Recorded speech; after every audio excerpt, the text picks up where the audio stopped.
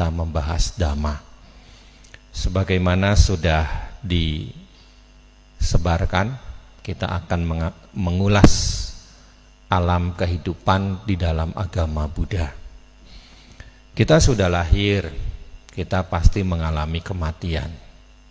Nah, kadang kan orang suka bertanya-tanya, kemana setelah kematian? Ya, kadang orang menjawab, setelah kematian itu adalah misteri. Nah, secara Dhamma sebenarnya sudah bisa dijelaskan. Kehidupan setelah kematian itu bukan misteri. Karena Sang Buddha menjelaskan ada 5 jalan kehidupan. Ada yang namanya Nirayagati, jalan menuju ke neraka. Ada yang namanya Tiracanagati, jalan menuju ke alam binatang. Ada Petagati, jalan menuju alam setan kelaparan. Ada Manusagati, jalan menuju ke kelahiran kembali sebagai manusia. Dan ada Dewatagati, jalan menuju ke alam dewa atau Brahma. Ya, jadi sebenarnya sudah jelas gitu. Jadi bukan misteri. Makanya sering disebutkan secara Dhamma, setelah kematian itu bisa dilihat dari perbuatan orang tersebut ketika dia masih hidup sebagai manusia. Dominan mana, berbuat baik atau berbuat tidak baik? Tentu kalau seandainya dia dominan berbuat tidak baiknya, maka ketika dia hidup sebagai manusia, dia itu sudah membuat 3 jalan yang menuju alam derita. Alam apaya, alam sengsara, ke neraka, ke alam binatang, atau ke alam setan kelaparan. Kalau seandainya dia mengisi hidupnya dengan berbuat baik, ya berarti dia sedang membuat kondisi dalam 2 jalan, ke kelahiran kembali sebagai manusia atau ke kelahiran kembali sebagai dewata. Bisa dipahami sampai di sini? Ya, memang secara uraian kita menyebutnya ada 31 alam kehidupan. Tapi secara sederhana sebenarnya 31 itu kita bagi 2 kelompok. Ya, jadi biar enggak susah-susah. Kan kalau terlalu banyak puyeng ngapalinnya. Ya kan? 31 itu dibagi 2. Yang tidak menguntungkan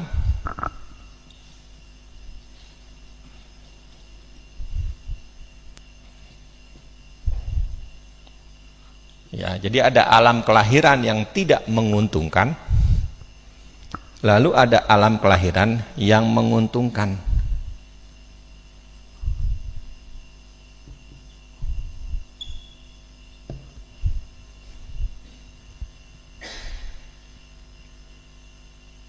Yang tidak menguntungkan ada 3. Neraka, tadi sudah disebutkan, ya kan? Binatang, lalu peta, setan kelaparan. Nah, yang menguntungkan juga ada 3. Setengah dewa, manusia, dewa. Ya bisa juga urutannya manusia dulu, baru setengah dewa, baru dewa. Ya. Jadi disinilah kita bisa melihat, kalau seandainya orang itu banyak berbuat kejahatan, tadi sudah disebutkan, berarti dia sudah membuat kondisi dalam hidupnya untuk menuju ke kelahiran yang tidak menguntungkan. Kemana? Ya ketiga itu. Kalau seandainya dia melakukan perbuatan baik, nah bisa ke yang menguntungkan. Bisa ada 3 juga.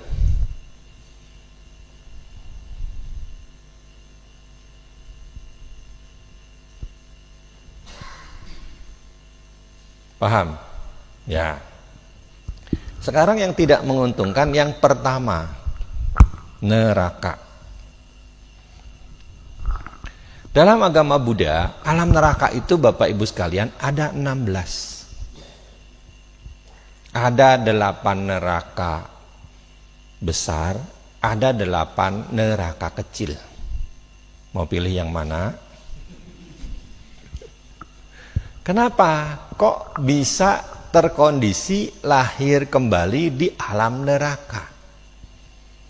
Ya, di dalam Dhamma dijelaskan, ketika seseorang itu kerap kali melakukan kejahatan dengan dasar kebencian, orang itu setelah kematiannya bisa terseret jatuh ke kelahiran di alam neraka. Ya, jadi karena ada kejahatan dengan dasar kebencian, dosa. Ya makanya kalau kita nggak senang sama seseorang itu, ya jangan terlalu mencolok lah begitu. Kan kadang-kadang saking nggak senengnya, sampai-sampai kan kita bikin janjian kan. Awas kowe, tak enteni di neraka kowe. Iya kan? Sampai ada yang kayak begitu, saking nggak seneng, dan itu bisa terkondisi, bisa menjadi kenyataan. Kenapa? Karena sudah ada konsep pikiran. Ya, sudah ada konsep pikiran. Dan ada juga tindakan dengan dasar kebencian.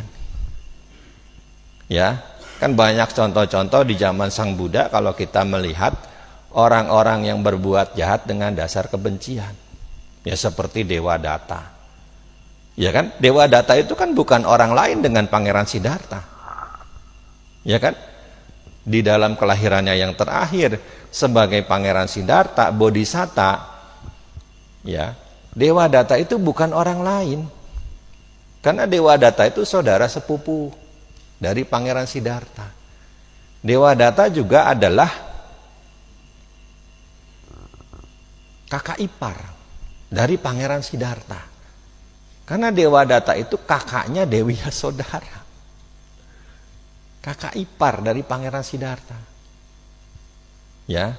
Tapi karena dia melakukan kejahatan dengan dasar kebencian, lebih-lebih yang dia benci adalah Sang Buddha, sampai-sampai kemudian dia melakukan kejahatan berat, 2 dari 5 kejahatan berat, 2 dari 6 kejahatan berat, ya, yaitu memecah belah sangga dan melukai Sang Buddha. Sebagai akibatnya dia harus menderita di neraka awici, neraka yang paling dalam, yang secara pandangan umum neraka awici itu sering disebut dengan neraka jahanam.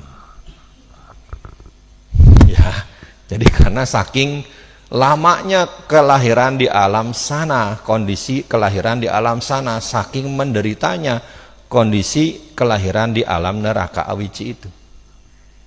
Dan di sana kan tidak ada definisi waktu. Berapa lama orang yang lahir kembali di neraka awici sebagai akibat dari perbuatan jahatnya itu selesai, dapat memperoleh kekelahiran yang berikutnya, lama. Contoh kasus yang lain, kan ada koruptor yang mengkorupsi persembahan buat Sang Buddha.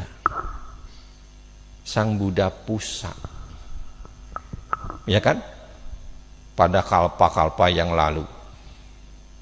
Nah, sebagai akibatnya mengambil dengan dasar keserakahan, dengan dasar ketidaksukaan kepada Sang Buddha, ya sebagai akibatnya kan jatuh ke alam neraka.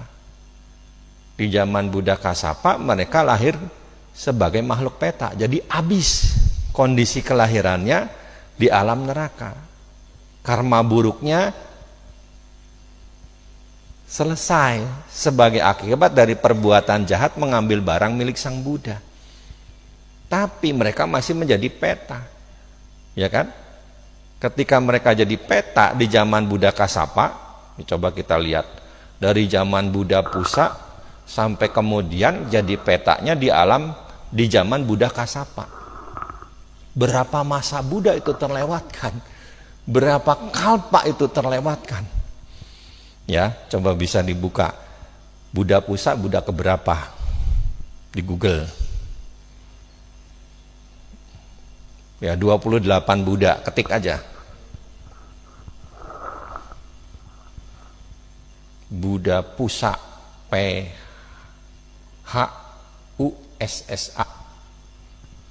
Ya, 28 Buddha aja ketik. Ada nggak? Hah? Buddha Pusa, Buddha ke-21, Buddha Kasapa, Buddha keberapa? Makanya ketiknya 28 Buddha. Nah, iya kan? 6 masa Buddha terlewatkan itu.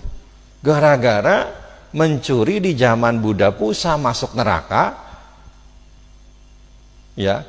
Di Buddha berikutnya yang kedua-dua masih di neraka, di Buddha ke-23 masih di neraka, di Buddha 24 masih di neraka, di Buddha 25 masih di neraka, di Buddha 26 masih di neraka, di Buddha 27 baru terkondisi lahir ke alam peta. Kan itu bukan di kalpa yang sekarang, itu di kalpa yang lalu-lalu. Ya. Dan baru menerima patidana di zaman Buddha Gotama. Kenapa? Karena mereka yang mencuri barang milik sang Buddha ini di zaman Buddha Gotama, kerabat mereka Raja Bimbisara yang melakukan patidana untuk mereka. Ya, jadi panjang sekali kan. Tidak ada definisi waktu. Sampai kapan limitnya di sana? Ya. Jadi ada 16 alam neraka dalam agama Buddha. Jadi tidak hanya satu. Karena setiap orang yang berbuat jahat dengan dasar kebencian, secara jumlah dan secara kualitas, secara mutu itu kan beda-beda. Ya. Jadi kalau misalkan sebagai contoh yang kita lihat kenyataannya dalam kehidupan sekarang, banyak kan orang dengan dasar agama itu membenci. Ya kan? Agama bukannya mengajarkan kasih, tapi justru malah mengajarkan membenci. Ada kan? Ayo kita bakar. Ya. Apa mungkin dengan dasar kebencian mereka bisa ke surga? Nggak akan bisa. Justru kondisi perbuatan jahat yang mereka lakukan ini bisa membawa mereka jatuh ke alam neraka. Ya, membunuh, menganiaya orang lain yang berbeda keyakinan, nggak akan mungkin bisa ke surga. Ya kan, pasti itu bisa menyeret jatuh ke alam neraka. Kenapa? Karena ada dasar kebencian ketika mereka melakukan itu. Ya, ini yang pertama. Nah, kemudian alam binatang, tiracana. Ya, jadi setelah meninggal seseorang bisa jatuh ke alam binatang. Kenapa kok bisa jatuh ke alam binatang? Karena melakukan kejahatan dengan dasar kebodohan. Mohanya kuat.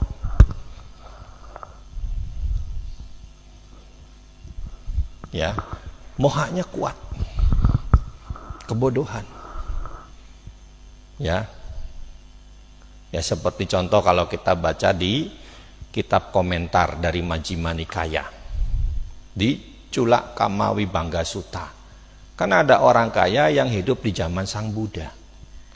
Ketika ada biku Pindapata, dia tidak pernah memberi. Ketika Sang Buddha Pindapata, dia tidak pernah memberi. Kenapa? Karena dia punya pemikiran, kalau dia memberi, apa yang dimiliki itu menjadi berkurang. Ya, itu kebodohan kan? Ya, kalau dia memberi, apa yang dimiliki itu menjadi berkurang. Jadi dia tidak punya pemahaman yang benar terhadap hukum karma. Ya, jadi Bapak Ibu sekalian, jangan sampai punya pemikiran kalau kita berdana itu apa yang kita miliki menjadi berkurang. Justru apa yang kita berikan itu menjadi jalan kita membuka pintu rejeki untuk diri kita sendiri. Ya, makanya kan disebutkan kalau Bapak Ibu coba baca Gata Persembahan Dana. Sudilah Bante berkenan menerima persembahan ini demi manfaat kebahagiaan, demi manfaat kesejahteraan bagi kami untuk selama-lamanya. Ya, jadi ketika kita memberi, ketika kita berdana itu sebenarnya kita membuat jalan kebahagiaan buat diri kita sendiri. Oke, secara materi mungkin kita berkurang. Kita punya 10 permen, dikasih 2, sisa 8. Tapi secara timbunan kebajikan itu kan bertambah. Ya kan? Dan ini akan menjadi kondisi buat kita menerima kelancaran, kemudahan dalam hal-hal yang sifatnya materi. Ya, dalam hal-hal yang sifatnya materi. Jangan kita berpikir ketika memberi itu sama dengan mengurangi. Tidak. Justru sebaliknya ketika kita memberi, ya, itu kita menambah kebajikan kita.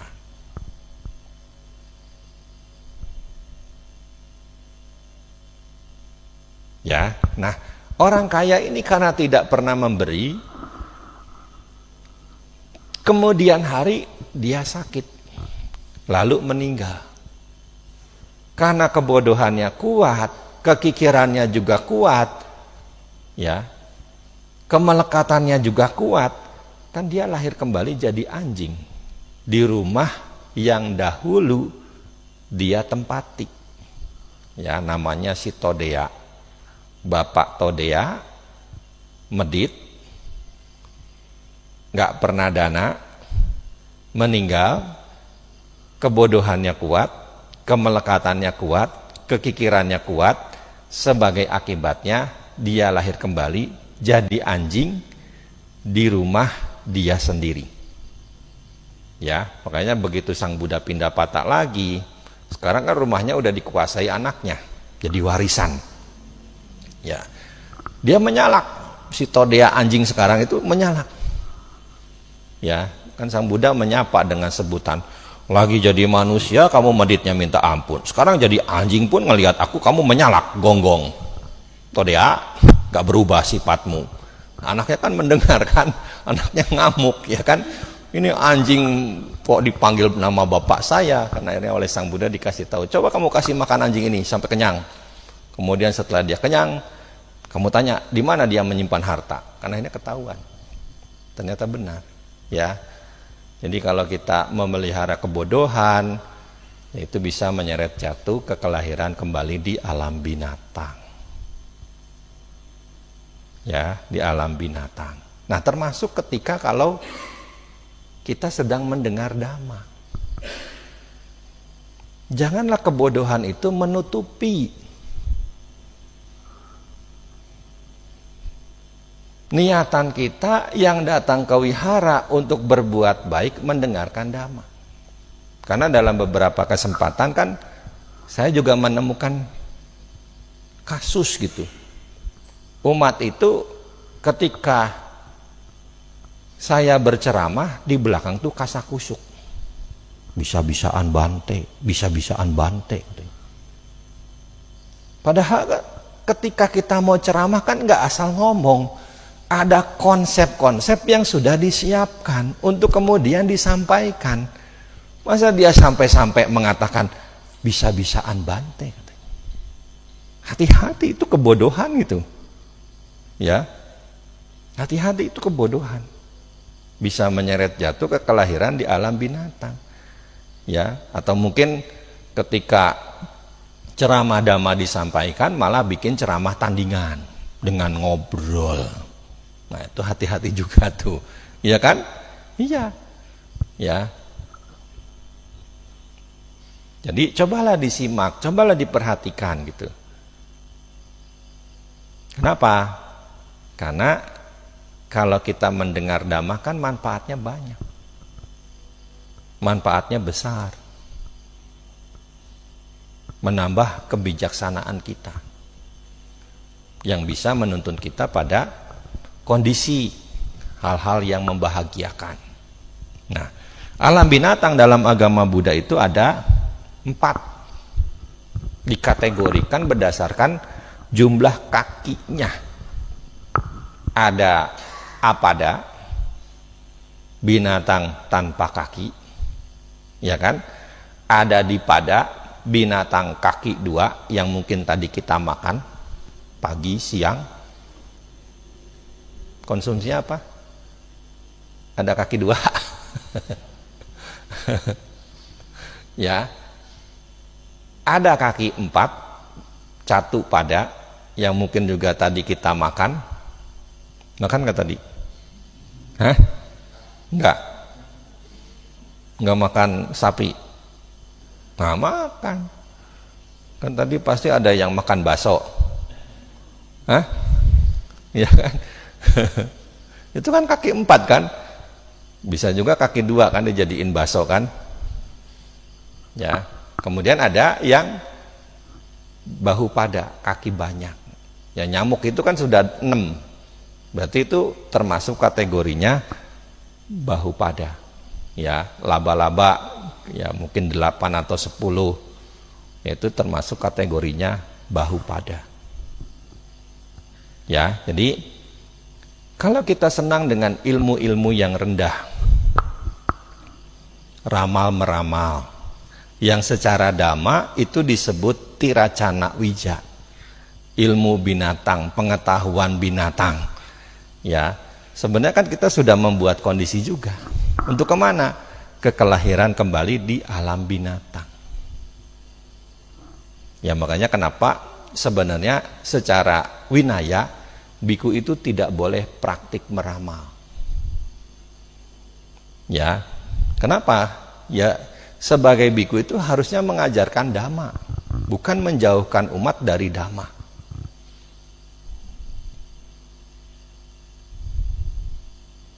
Paham? Ya, jadi hati-hati Bapak Ibu sekalian.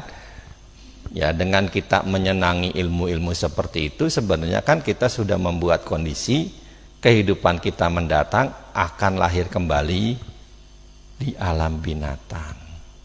Nah, di alam binatang juga tidak ada definisi berapa lama limit kehidupannya. Ya kan?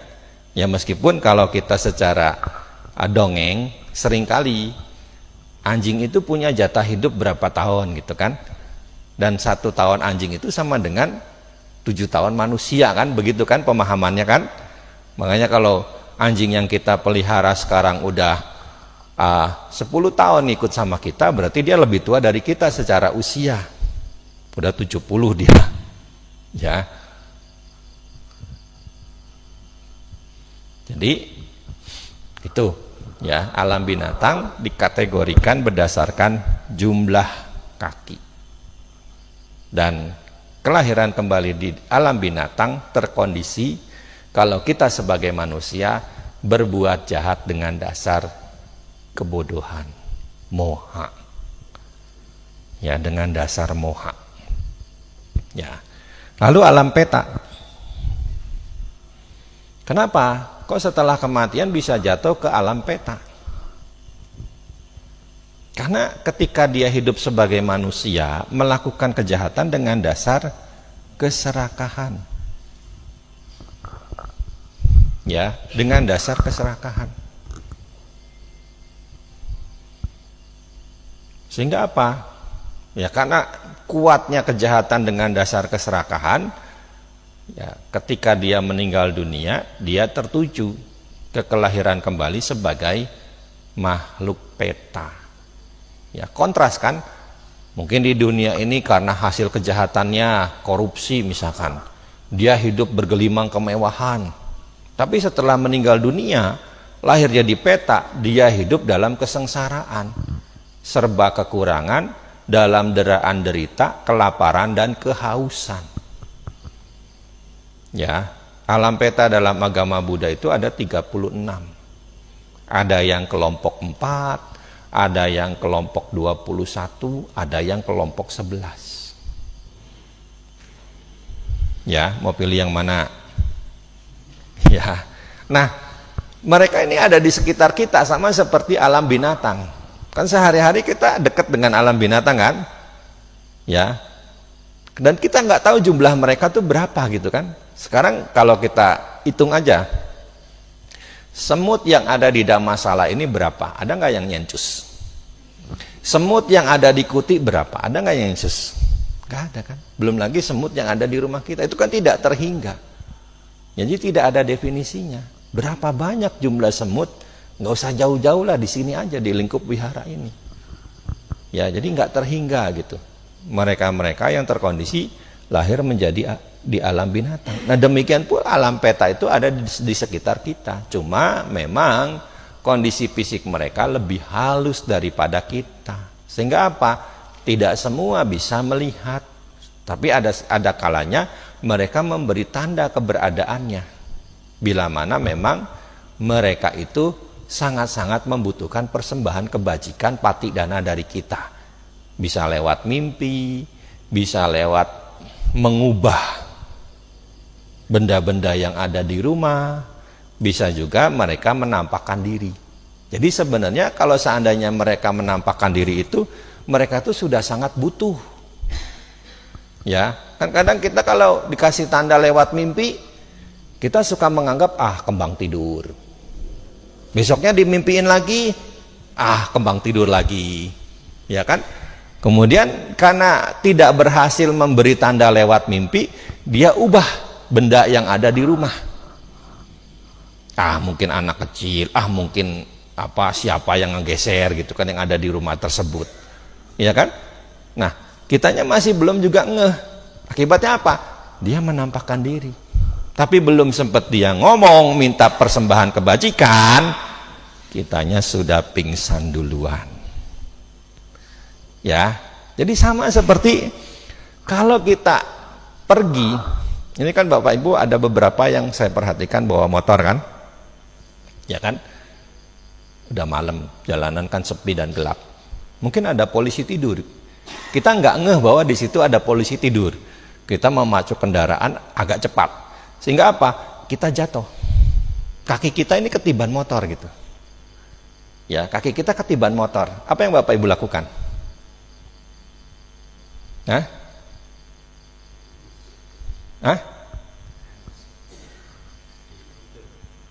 Bukan gerundel, teriak, ya kan? Minta tolong kan? Masa ngegerundel? Ngegerundel memang ada yang nolongin? Nggak ada ya kan? Pasti kita teriak kan? Begitu teriakan pertama nggak ada yang dengar, kita teriak lagi kan lebih kenceng kan? Begitu teriakan kedua yang lebih kenceng nggak ada yang dengar, kita pasti teriak lagi lebih kenceng lagi kan? Nah seperti itu. Jadi sudah dikasih tanda lewat mimpi itu kan pelan-pelan. Sudah dikasih tanda lewat ngegeser barang itu juga kan pelan-pelan. Tapi nggak diperhatikan juga. Akibatnya apa? Ya makanya di sini sebenarnya kita sebagai umat Buddha itu patidana itu jangan menunggu momen-momen cengbeng, jangan menunggu momen-momen cit gue. Ya sebenarnya kita patidana itu harus setiap hari. Ya kan setiap hari pasti ada perbuatan baik yang kita buat. Coba dari tadi pagi bangun tidur sampai jam segini, ada nggak perbuatan baik yang dibuat? Pasti ada kan? Pasti ada. Atau nanti malam sebelum tidur kita ingat lagi perbuatan baik yang sudah kita buat. Setelah kita ingat lalu kita persembahkan buat sanak keluarga leluhur kita yang sudah meninggal. Semua makhluk yang punya ikatan karma dengan kita, semoga mereka mengetahui dan ikut bahagia dengan kebajikan ini. Ya, jadi jangan nunggu dimimpikin, jangan nunggu digeserin barang, apalagi sampai nunggu menampakkan diri. Ya, jadi kalaupun kita di tempat umum mungkin ngeliat gitu, kelebat-kelebat dan sebagainya. Jadi sebenarnya bukan mau nakutin, tapi mereka tuh sebenarnya mau minta tolong. Ya, jadi karena saking menderitanya mereka tuh mau minta tolong. Ya, kan mungkin ada yang namanya di tengah-tengah masyarakat kan ada urban legend ya kan tentang hal-hal seperti itu. Ya, cuma kan kadang-kadang kita suka usil, bukannya dikasih patidana malah ditangkepin dimasukin botol. Ya kan, justru sebenarnya secara dhamma itu ya mereka tuh begitu tuh seandainya mereka menampakkan diri tuh mau minta tolong, jadi karena saking butuhnya gitu ya, seperti ilustrasi tadi kita jatuh dari motor kaki kita kejepit.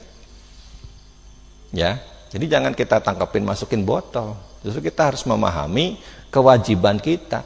Mereka menampakkan diri, mereka memberi tanda kepada kita, berarti mereka mengetahui kita ini sanak keluarganya dari kehidupan-kehidupan lalu. Karena memang ada beberapa makhluk peta yang punya kemampuan mengingat kerabatnya.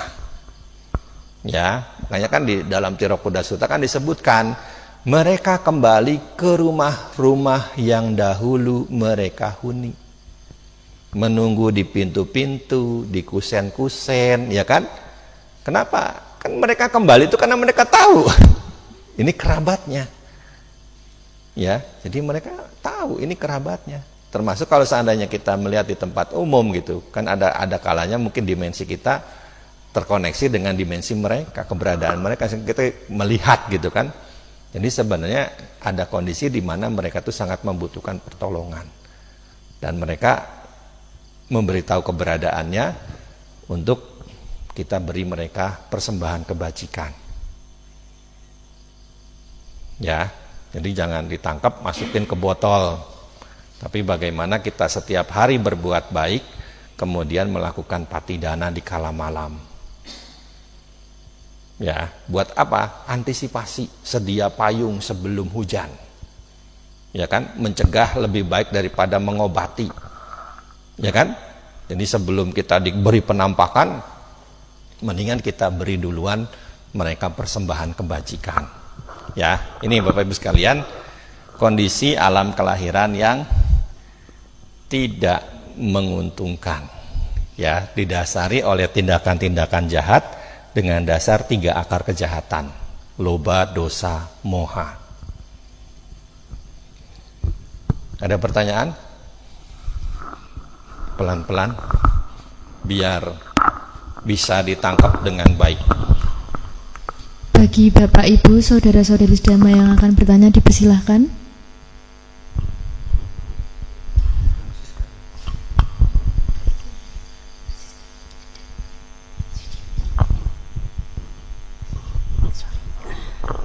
Selamat malam Bante, Namo Buddhaya.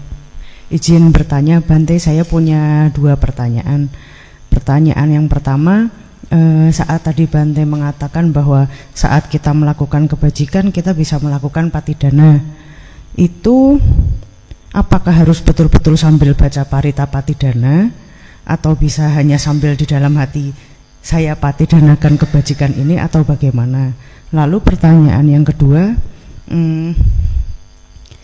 misal posisi ada orang yang punya hewan peliharaan Bante, mungkin karena faktor usia atau faktor yang lain, binatang peliharaan ini menderita penyakit yang secara medis itu sudah sulit atau tidak bisa disembuhkan dan menimbulkan penderitaan.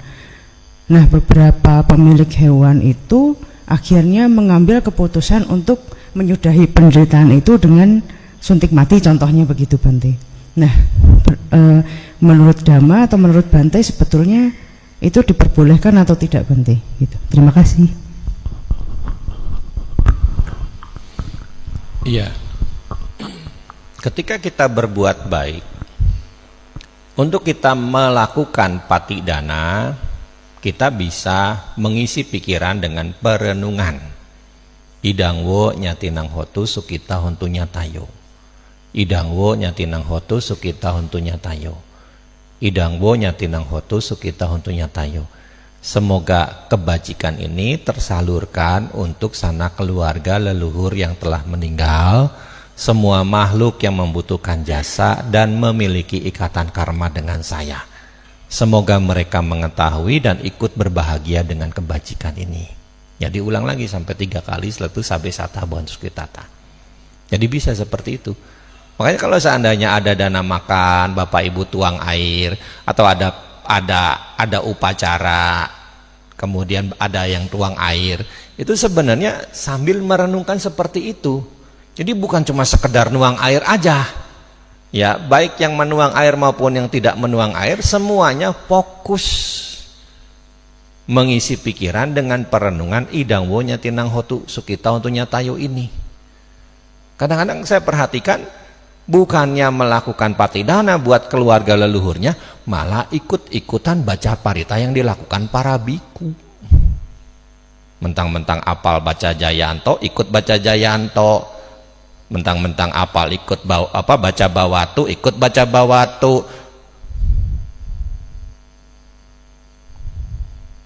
Lagi diminta pemberkahan malah balik ngeberkahin. Ya kan, minta pemberkahan malah balik ngeberkahin. Justru sebenarnya sebagai pelaku kebajikan, Bapak Ibu itu merenung saja, baik yang menuang air, yang dapat tugas tuang air, yang tidak menuang air, nggak usah ikutan baca parita pemberkahan. Ya selama bikunya baca parita sampai selesai, sampai Bawatu Sabah Manggalang Rakantu Sabah Dewata Sabah Sangganu Bawena, di dalam pikiran Bapak Ibu sambil beranjali, ya idang wonya tina hotu sukita hontunya tayo, terus menerus itu yang diisi di dalam pemikirannya, mengajak mengingat sanak keluarga yang sudah meninggal, ikut bahagia dengan perbuatan baik yang sudah dilakukan. Ya paham ya, kadang-kadang romo-romonya kadang kayak gitu tuh ya, kan punya sanak keluarga yang sudah meninggal nggak kita? Punya. Nah kami sendiri pun Bapak Ibu sekalian, kalau ada kerabat kami, orang tua kami yang meninggal, ada biku kan datang banyak gitu, kami tidak di posisi sebagai biku pembaca parita, kami di posisi biku yang merupakan sanak keluarga dari yang meninggal. Ya sudah pernah lihat ya. Jadi kalau seandainya ini, kalau di sini dipocongin apa dipetiin? Dipeti ya, sudah dipeti ya. Ya, jadi kalau seandainya ini petinya, ini biku-biku tamu yang hadir, keluarga kan biasa di sini ya. Nah kalau kita sebagai anggota sangga, ini kan keluarga kita sendiri, kitanya ya ikut di sini, tidak ikut di sini. Ya, kenapa? Karena kita bagian dari keluarga. Jadi kita melakukan patidana. Jadi ketika biku-biku baca parita duka, ya kita hanya idang wonya tinang hotu sukita untunya tayo. Termasuk ketika biku-biku baca parita patidana, kita menuang air, idang wonya tinang hotu sukita untunya tayo. Tidak dalam posisi selaku biku yang diundang hadir dalam upacara kematian keluarga kita. Tapi kita mewakili keluarga kita untuk melakukan patidana buat keluarga kita yang meninggal itu. Paham? Ya. Jadi makanya nanti kalau wesak, bentar lagi wesakan pasti ada tuang air. Ya kan? Jadi jangan melu-melu Bawatu Sabah Manggalang minta pemberkahan malah balik ngeberkahin. Ya, itu ya. Jadi nanti malam di rumah juga kalau seandainya mau, kalau kan masing-masing sekarang di rumah sudah punya cetia kan, ya kan, bisa itu. Ya, apa kalau memang udah ngantuk ya nanti pasang dupa, ya baca namo tassa sebentar lah, ya kan. Idang wonya tinang hotu sekitar ayo 3 kali, setelah itu sampai satabon sekitata. Kalau memang mau ada tuang air, ya bisa di depan pintu rumah, langsung dituang ke tanah, nggak usah pakai wadah, ya. Karena udah di halaman rumah kan, mau apa diwadahin lagi. Termasuk kalau di kuburan juga nggak usah cari mangkok lagi, udah langsung aja ke tanah. Ya kan, daripada double-double 2 kali makan tempat. Ya kan. Jadi kalau memang kan kalau kita di ruang makan kan karena ininya lantainya keramik ya kan, nggak bisa langsung meresap. Tapi kalau kita di lapangan, ya mau ngapain diwadahin lagi, langsung aja dituang ke tanah, lebih praktis. Ujung-ujungnya juga kita tuang ke tanah juga kan. Ya. Nah, yang pertama tunggu sampai mati, jangan dipercepat. Kenapa? Kalau dipercepat kita melakukan pembunuhan. Ya kan? Kan 5 faktor itu kan terpenuhi kan? Tahu makhluk hidup, adanya makhluk hidup, tahu bahwa makhluk itu masih hidup meskipun sudah semaput. Ya kan? Ada niat untuk membunuh. Ini ada niat kan, mengurangi penderitaan. Pandangan salah sebenarnya itu. Sama seperti kalau kita ngeprok nyamuk, biar lahir kembali di alam bahagia. Itu pandangan salah itu, hati-hati. Ya. daripada menderita jadi nyamuk, ya udah saya matiin dah biar lahir kembali di alam bahagia. Itu pandangan salah, itu hati-hati itu. Ya, jadi ada niat gitu kan, kemudian melakukan usaha ya dengan disuntik atau digorok lehernya, disembelih, kemudian kematian sebagai akibatnya. Ada perbuatan terpenuhinya panatipata di sana. Ya, jadi biar sampai mati aja. Dan kan kadang-kadang juga mungkin ada yang disembelih kemudian dagingnya dimakan. Hati-hati loh, kalau binatang itu sakit berarti dia sudah ada bakteri atau virus. Jadi lebih baik ditunggu sampai mati. Setelah mati jangan disembelih tapi langsung dikubur aja biar dia terurai. Ya, hati-hati. Kan banyak kadang-kadang kan kita sayang, daripada dibuang, ya kan, mendingan disembelih jadi sop. Ya, jadi itu terpenuhi. Ya, jadi lebih baik tunggu sampai mati, jangan disuntik, jangan juga digorok lehernya. Ada lagi?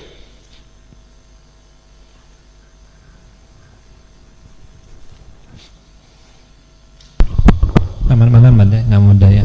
Pertanyaan saya tentang makhluk peta, apakah selalu identik dengan setan kelaparan? Karena tiga ciri-ciri yang Bante tiga kasus yang Bante sampaikan untuk menunjukkan, menampakkan itu sepertinya pernah terjadi ke saya, dan saya tidak melihat bentuk yang seperti kelaparan gitu. Sepertinya dia seperti manusia biasa, cuma menyampaikan minta tolong gitu aja, seperti itu Bante. Dan perbedaannya dengan asura apa masuk di peta Bante? Terima kasih. Sebentar, nanti kalau kita bahas yang ke atas itu nanti bisa ke bawah juga. Yang setengah dewa itu nanti bisa ke peta, bisa ke neraka. Ya. Jadi memang tidak selamanya mereka itu menyeramkan. Bisa mereka berwujud seperti manusia biasa. Cuma kembali lagi, mukanya pucat, ya kan? Tidak ada sinar lah begitu. Jadi benar-benar pucat, ya seperti kalau kita nonton film horor gitu kan. Tapi kalau di film kan karena pakai bedak yang memang sangat tebal gitu kan. Ya, sebenarnya seperti itu kondisinya. Jadi tidak selalu dia harus berwujud seperti penggambaran di tengah-tengah masyarakat kita. Ya, suaranya melengking, jalannya lompat-lompat gitu kan. Enggak harus seperti itu. Itu kan budaya masyarakat kita. Makanya kan dalam setiap budaya masyarakat kan hantu itu berbeda-beda kan. Berbeda-beda. Nah, tapi kalau kita kan banyak sekali modelnya. Ya kan? Kalau di Cina kan cuma satu, pampir. Iya kan? Di Eropa juga cuma satu, pampir sama nenek sihir. Ya kan? Kalau di kita kan banyak. Kan ada bukunya ya. Ada orang yang bikin buku kan, hantu-hantu di Indonesia itu ada berapa? Ada 21 macam apa itu. Kan sampai hari ini kan juga di tengah-tengah masyarakat kita, kalau kita masuk alas malam-malam kan ada gelundung peringis itu kan, yang kayak bola ngegelundung-gelundung berhenti lalu meringis gitu kan, ketawa. Itu kan kepercayaan masyarakat, ya kan? Jadi kadang-kadang penggambaran itu ya belum tentu real seperti itu, menyeramkan, menakutkan. Ya, tapi karena memang itu sudah menjadi cerita tutur, akhirnya banyak yang terpengaruh. Tapi secara intinya sebenarnya ya apapun kehidupan di alam peta itu, deraan derita yang mereka terima itu kelaparan dan kehausan. Ya, lapar dan haus. Tapi kita jangan memberi mereka dengan persembahan materi, karena itu tidak akan membantu mereka, nggak akan selesai. Ya, tapi ketika kita melakukan kebajikan untuk kemudian ditujukan untuk mereka, itulah yang membuat mereka istilahnya mati sebagai makhluk peta, terpancing, terkondisi untuk lahir kembali di alam yang lebih baik. Ya, jadi jangan dengan persembahan materi. Kalau dengan persembahan materi nanti tidak akan selesai. Ya. Jadi kalau misalkan mereka di sono kedinginan dalam mimpi kita ataupun dalam mungkin nyamperin ke kita begitu, ya apa yang harus kita lakukan? Ya kita bisa berdana selimut. Ya, secara tradisi kan kalau mereka di sono kedinginan, ya kita beli selimut kemudian dibakar. Ya kan? Ada manfaatnya enggak? Enggak ada. Tapi kalau itu kita beli selimut kemudian didanakan, ada manfaatnya enggak? Ada. Ya, jadi lebih berguna gitu buat yang hidup. Apalagi kan dengan kondisi cuaca Salatiga, Kopeng yang dingin ya kan, masyarakat membutuhkan selimut, bisa didanakan. Ya, begitu. Mau nanya? Enggak. Nah, satu lagi ya, di sini kita lanjutin yang itu.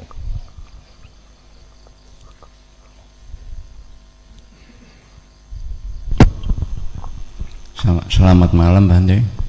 Yang saya tanyakan yang pertama adalah pada waktu ada orang yang meninggal, yang mati, itu yang katanya itu keluarnya dari mana itu Bante?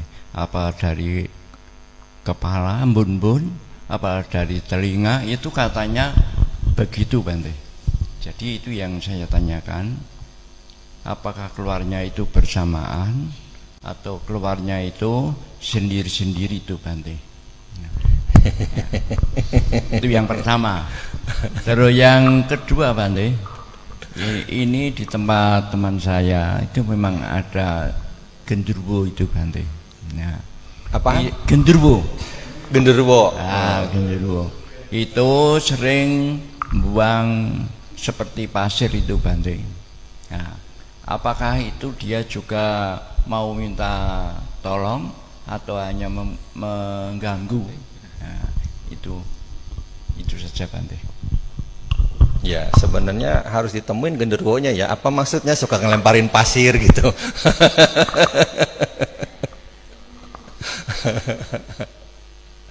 Ya, dalam konsepsi Buddhis kita tidak membahas dari mana ketika orang itu meninggal dicabutnya gitu atau keluarnya gitu. Kenapa? Karena dalam Buddhis kan kita mengenal apa yang namanya anatta, tidak ada inti. Jadi dalam Buddhis kita menghindari, dalam agama Buddha kita menghindari sesuatu yang sifatnya eksis berupa roh dan sebagainya. Kita tidak mengenal adanya roh. Jadi ketika seseorang meninggal dalam agama Buddha tidak dibahas keluarnya dari mana. Apa dari ubun-ubun, apa dari kuping, apa dari mulut, apa dari mata, apa dari hidung. Ya, tidak dibahas itu. Tapi ketika seseorang meninggal, ya seketika itu juga disebut meninggal. Ya tidak keluarnya dari mana. Ya. Kalau dalam keyakinan yang lain memang itu ada ya disebutin. Kalau dicabut dari ubun-ubun nanti dia lahir kembali di mana, ya kan? Di kaki dicabutnya di mana gitu kan? Kita tidak seperti itu. Ya, dalam agama Buddha kita tidak membahas seperti itu. Ya kenapa? Karena tidak ada konsep roh dalam agama Buddha. Kita punya konsep anatta. Ya, jadi tidak mencari sesuatu yang sifatnya mencari eksistensi, keberadaan. Ya, keberadaan. Nah, kemudian genderuwo itu tidak sama dengan gandaba. Jangan disamakan. Gandaba itu pemusik surgawi. Ya, Bapak Ibu pernah nonton film Monkey King? Yang pertama, yang waktu itu kalau nggak salah yang jadi Sun Gokongnya Donnie Yen, ya kan? Kan waktu itu Sun Gokong kan terbang ngacak-ngacak istana langit. Itu kan ada dewa yang bawa gitar itu, yang dari gitarnya dipetik keluar laser menyerang Sun Gokong. Itu gandaba, bukan genderuwo. Jadi jangan disamakan. Memang saya juga mendengar ada beberapa Dharma Duta yang ceramah menyamakan gandaba itu sama dengan genderuwo. Beda. Nggak ada dasarnya. Otak-atik gatuk dimatuk-matuk sampai batuk. Itu ilmunya. Jadi nggak ada. Karena konteksnya di dalam Dhamma itu disebutkan gandaba itu pemusik surgawi. Ada nggak di kelenteng Salatiga Rupang Setak Tianwang 4 Raja Dewa? Ada nggak? Biasa dia ditempatkan di pintu-pintu masuk. Ada nggak? Saya belum pernah ke kelenteng sini. Ya, ada nggak? Hah? Nggak ingat. Ya kadang-kadang juga ditempatkan di meja persembahyangan untuk dipuja.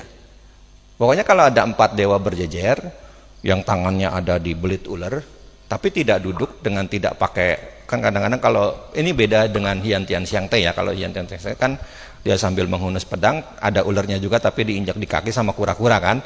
Itu Raja Langit atau Dewa Saka. Ya, tapi ada yang berjejer 4 itu dia adalah Catu Maharajika Dewa, 4 Raja Dewa. Ya, jadi ada Raja Yaka, Raja Naga, Raja Kumbanda, ada Raja Gandhaba. Ada nama-namanya itu kalau kita merujuk ke Sutta. Wesawana, Datarata, apalagi Wirulhaka, Wirupaka, itu ada nama-namanya semua kalau kita merujuk ke Sutta. Ya, jadi jangan disamain. Ya. Nah, genderuwo itu nanti bisa masuknya ke sini nih. Setengah dewa. Ya. Jadi setengah dewa itu sebenarnya ada sisi baiknya, ada sisi tidak baiknya. Sisi baiknya mereka bisa lahir menjadi makhluk setengah dewa, salah satunya karena kebajikan berdana. Tapi sisi buruknya apa? Mereka diliputi dengan kedengkian. Sebagai akibatnya apa? Usil. Itu dilemparin pasir. Banyak kan pasirnya? Kalau banyak kan lumayan, bisa dipakai buat ngebangun pagar tuh. Ya, berapa truk gitu kan. Apalagi kalau pasir Merapi ya, wah.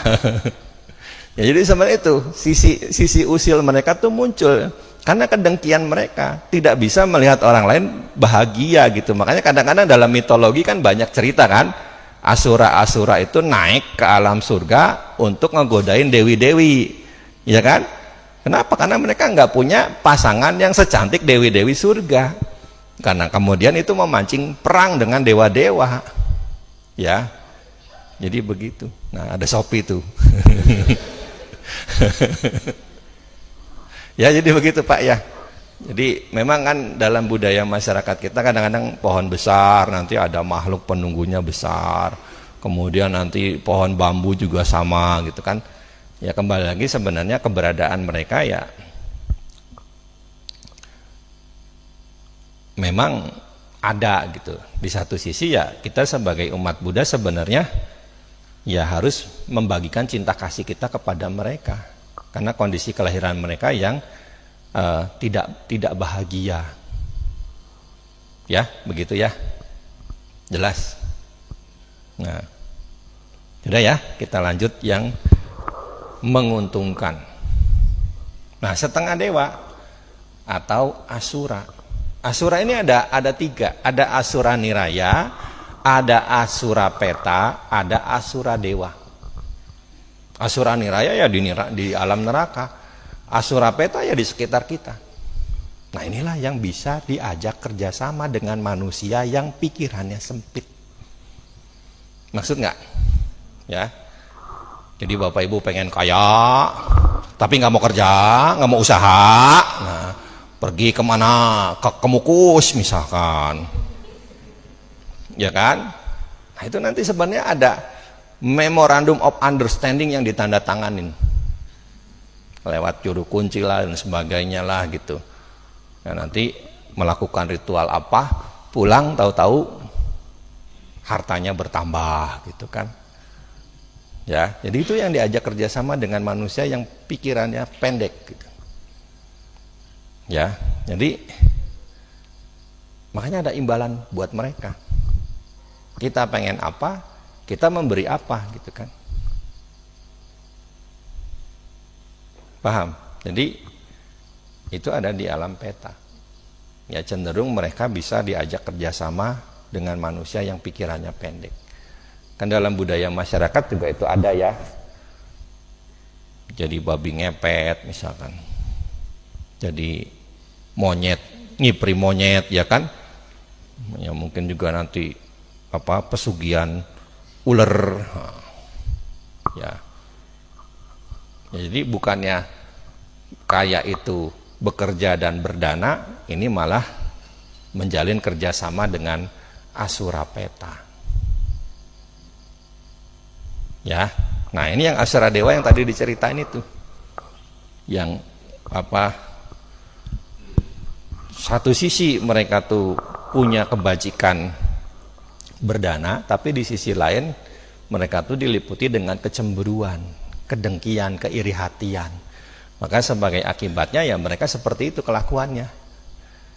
Ya, suka menggoda dewi-dewi. Ya, jadi bisa ya Termasuk juga nanti genderuwo itu masuknya bisa ke Asurapeta. Ya kan? Kan ada juga orang begitu kan?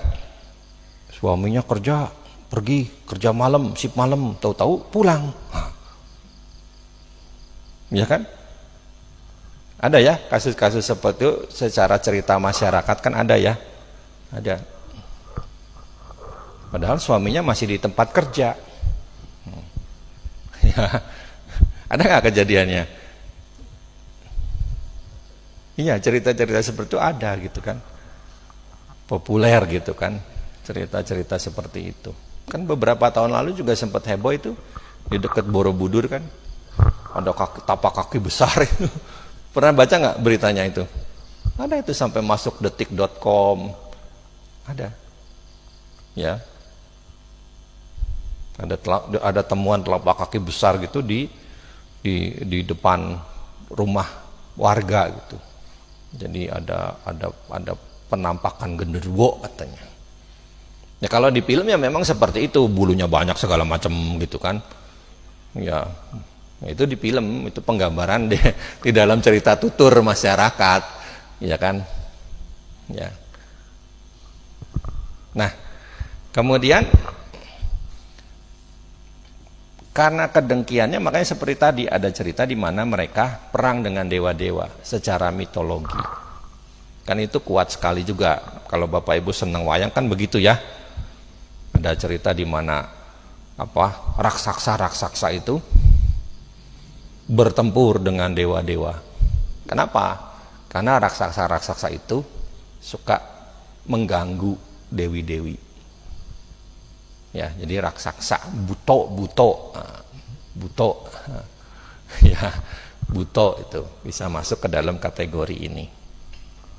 Nah, di dalam Atanatya Sutta ya, jadi Raja Yaka ya, Yaka itu diperwujudkan dengan bentuk Gupolo.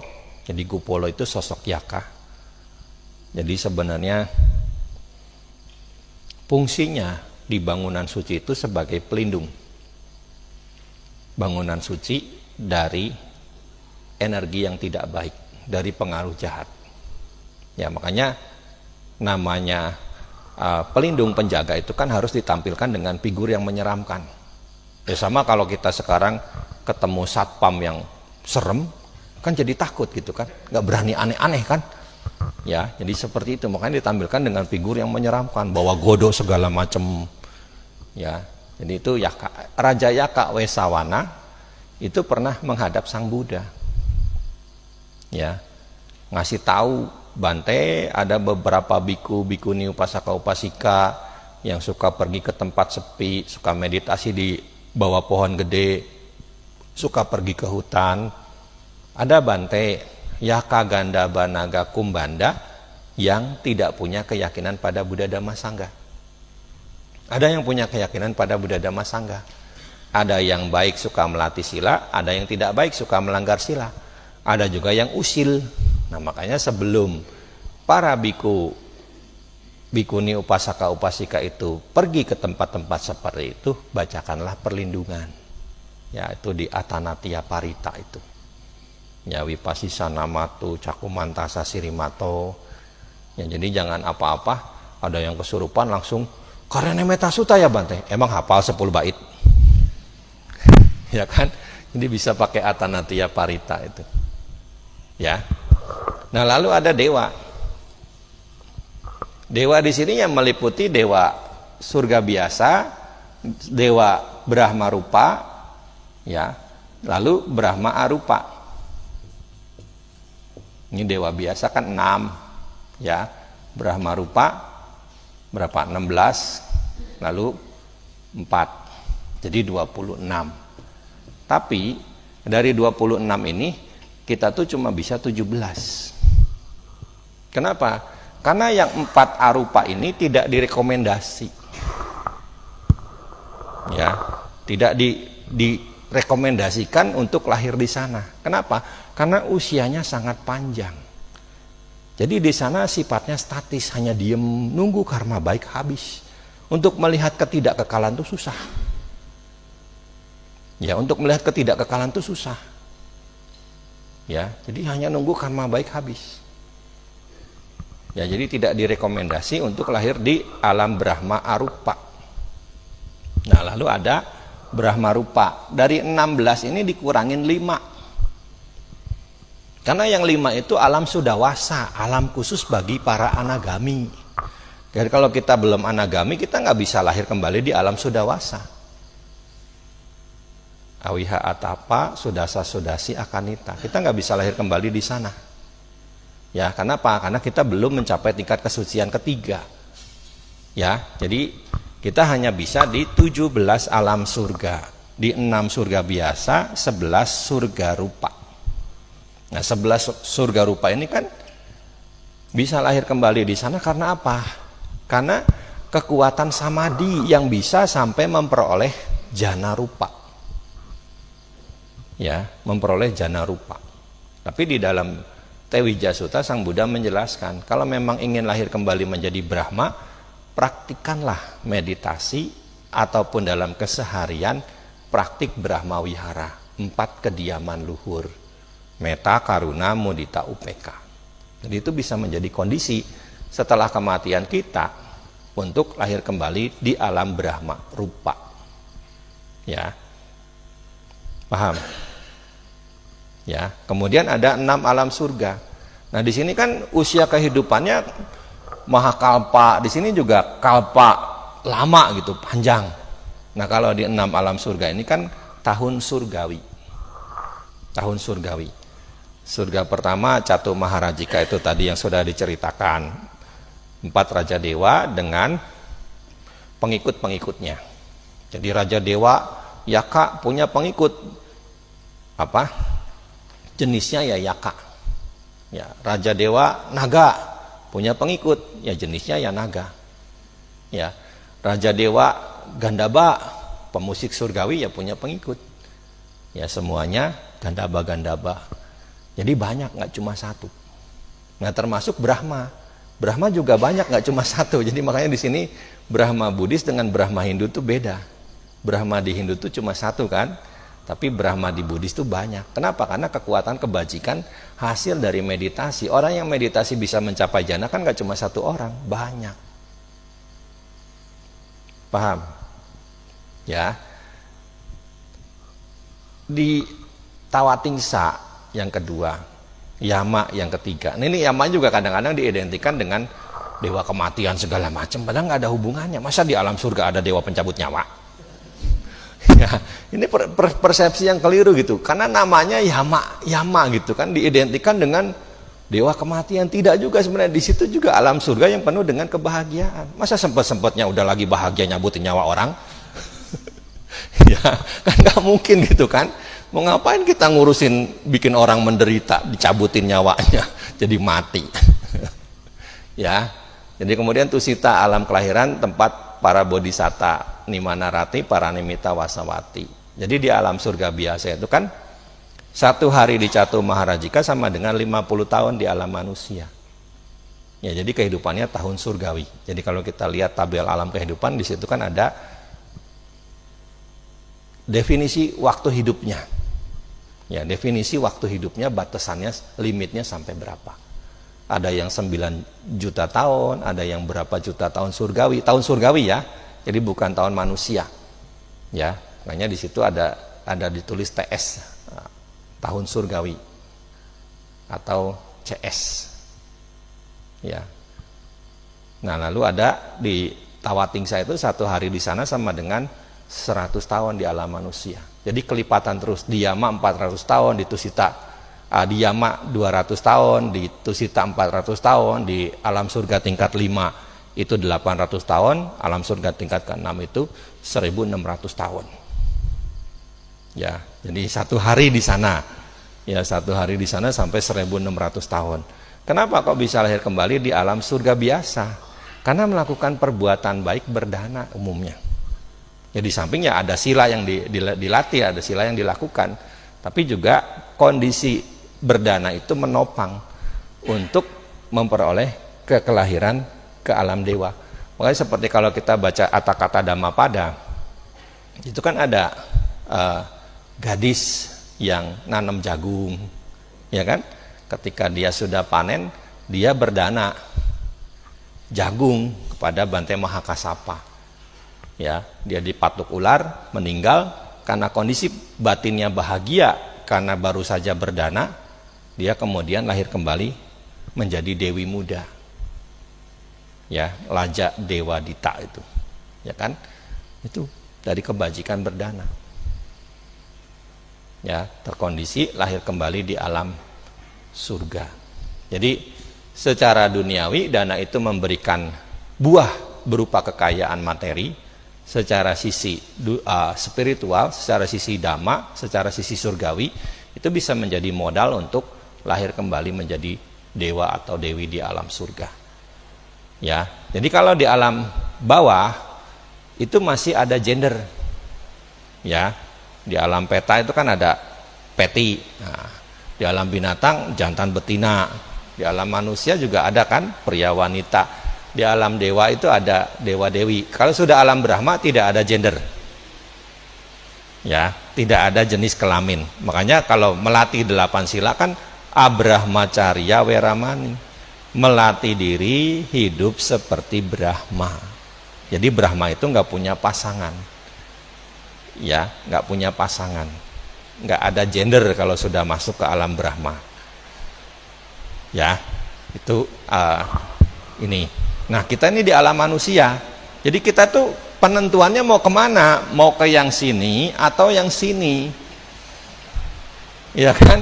Nah, sekarang kita sadar nggak bahwa sekarang kita lahir kembali jadi manusia itu karena apa? Hah? Perbuatan baik. Perbuatan baik dalam hal apa? Ya minimal melatih Pancasila Buddhis. Kan ini buahnya sekarang kita rasakan langsung kan? Real kan, nyata. Kita lahir sebagai manusia. Kita lahir sebagai manusia dengan kondisi fisik mental yang sempurna, tidak cacat. Ini buah dari kita melatih Pancasila Buddhis di kehidupan sebelum ini dengan baik. Makanya sekarang kita memperoleh kondisi kelahiran sebagai manusia. Ya makanya seringkali kan Pancasila Buddhis itu disebut manusa dhamma. Ya. Dhamma yang bisa menjadi kondisi untuk memperoleh kelahiran kembali sebagai manusia. Manusa dhamma, dhamma yang mencerminkan orang yang melakukannya benar-benar manusia. Kan manusia juga dibagi lagi kan? Ada manusia peto, manusia yang rakus, rakah gitu kan. Ada yang punya MBG? Ya.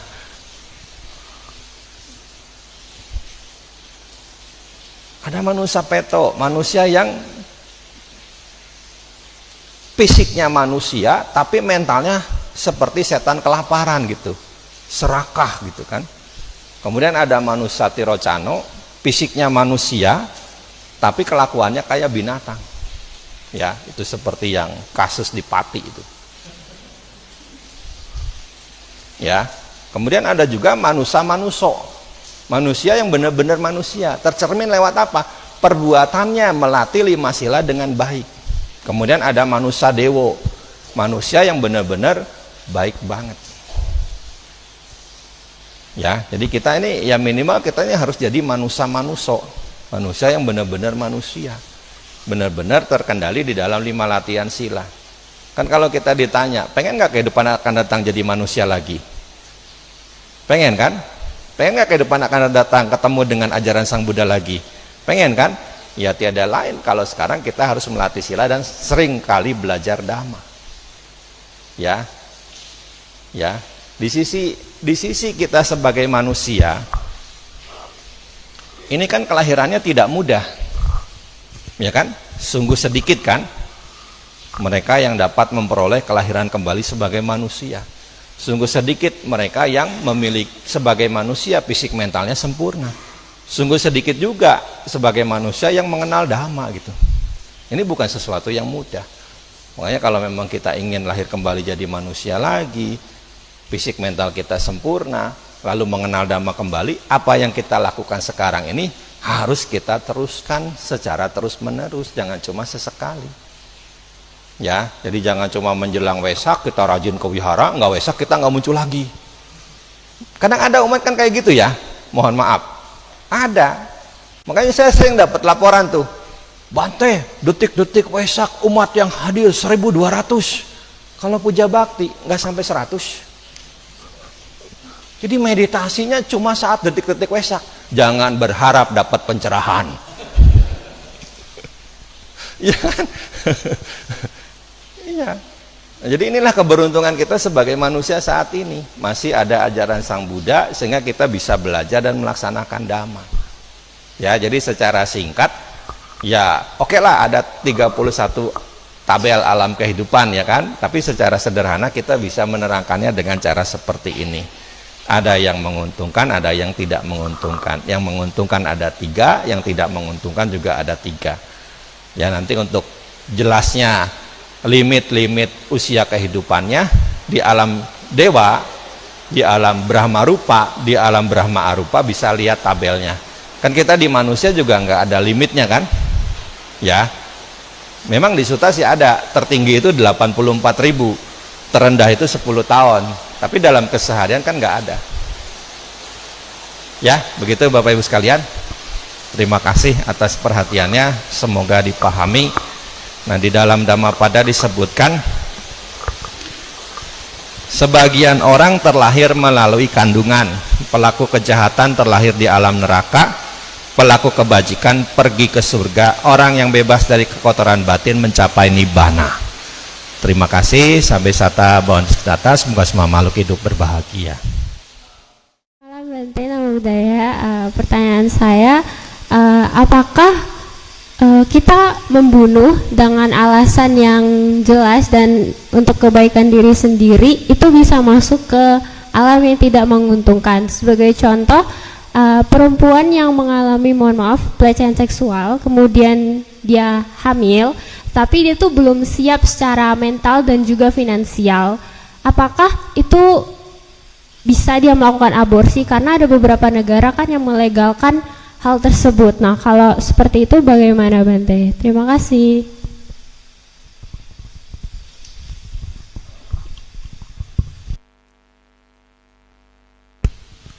Ada dokter di sini?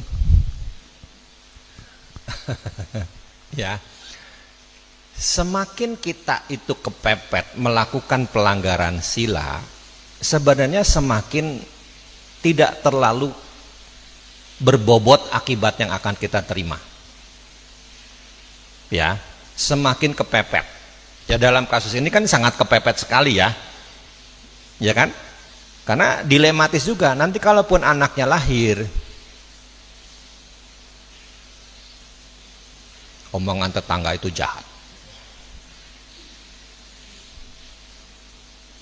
Ya kan? Netizen itu jahat. Hater itu jahat, ya kan? Ya kan, bisa saja kan? Anak apalah, ya kan? Ya, jadi itu semakin kepepet gitu.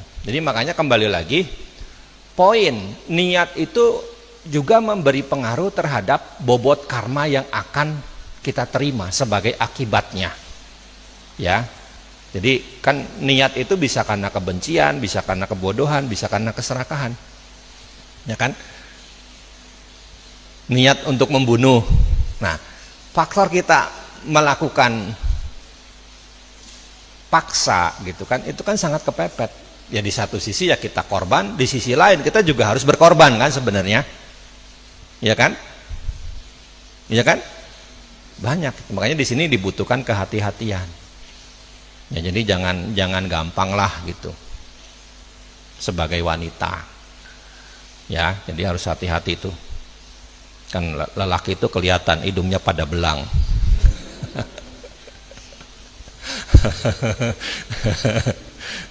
Generasinya Panglima Tianpeng, Cupat Kai. Ya, jadi harus ada hati-hati di sini. Ya, jadi ya kan itu tadi saya juga baca. Ada kasus di mana, di Madiun apa di mana itu, apa di mana ada ya anak ABG gitu pacaran, bikin tanda di leher, tahu-tahu kena stroke tuh sampai meninggal perempuannya. Ya itu kan prihatin gitu kan. Makanya di sini Bapak Ibu sekalian, anak-anak itu didekatkan dengan wihara biar punya moralitas yang baik. Ya syukur-syukur kalau mereka lagi libur sekolah, Bapak Ibu kirimlah mereka untuk latihan daripada di rumah makan tidur, main game, nonton dracin. Ya biar mereka berlatih gitu, jadi Atasilani, jadi Samanera, biar punya pegangan moral, biar punya pedoman moral yang baik, ya, yang terlatih. Ya jadi jangan kasihan kan nanti kalau latihan bangunnya jam 4 pagi, biar mereka berlatih gitu kan. Daripada nanti mereka malah tidak punya pedoman, buatlah mereka agar punya pedoman. Ya, jadi intinya semakin satu pelanggaran sila itu semakin istilahnya kepepet, ini bobot karmanya juga semakin ringan. Ya, jadi kepepet itu tandanya tidak disengaja. Ya, kepepet itu tidak disengaja.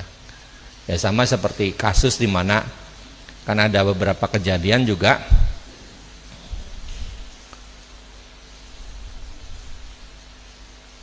Dalam cerita-cerita di mana biku itu dikejar penjahat, kemudian penjahatnya terpeleset masuk ke jurang, bikunya membunuh enggak?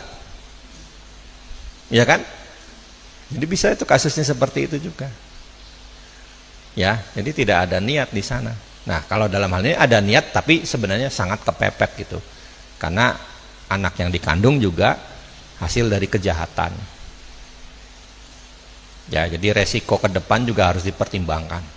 Dan secara medis pun sebenarnya dokter juga ya kadang-kadang kan mengambil tindakan demikian ya, tapi kadang-kadang kembali kepada si pihak ibu yang menjadi korban pelecehan tersebut. Kan ada yang memang mempertahankan ya, tapi dengan catatan mentalnya harus kuat ya, dan si anak juga harus dikasih pemahaman yang benar gitu ya, begitu.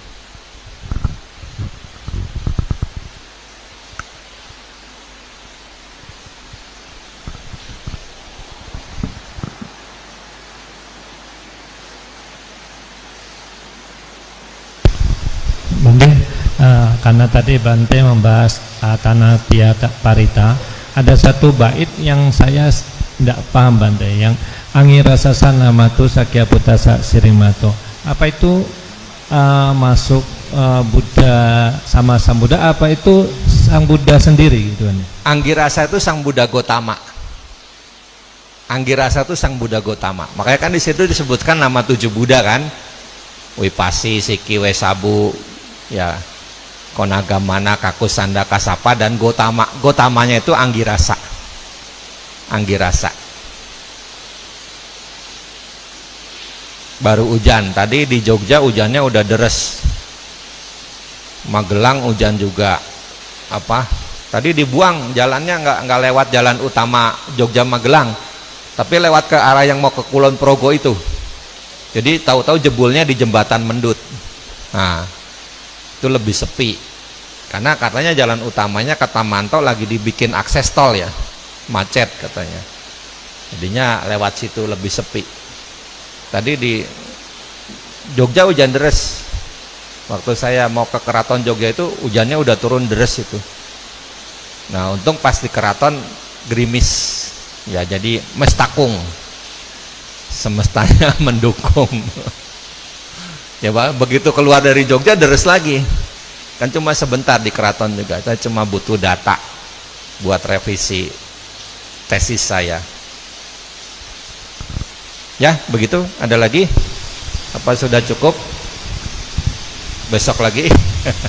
Karena hujan deres. Sayang tiwulnya anget-anget kan enak. Tiwul kan ya? Tiwul.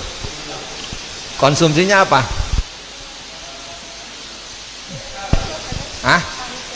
Oh tahu baso tuh, enak anget-anget kan hujan-hujan.